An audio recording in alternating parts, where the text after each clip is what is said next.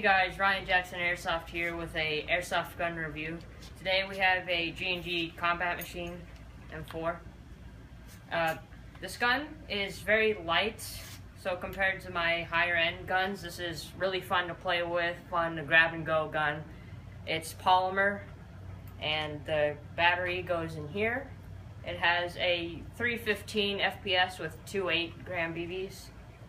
16 rounds a second with 11.1 LiPo. And let's go shoot it.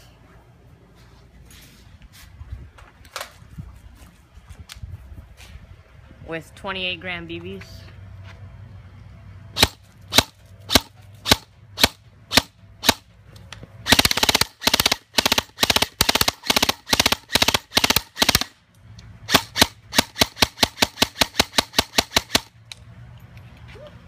Also, we got this from a raffle that Stampede Airsoft donated this gun, and I won it.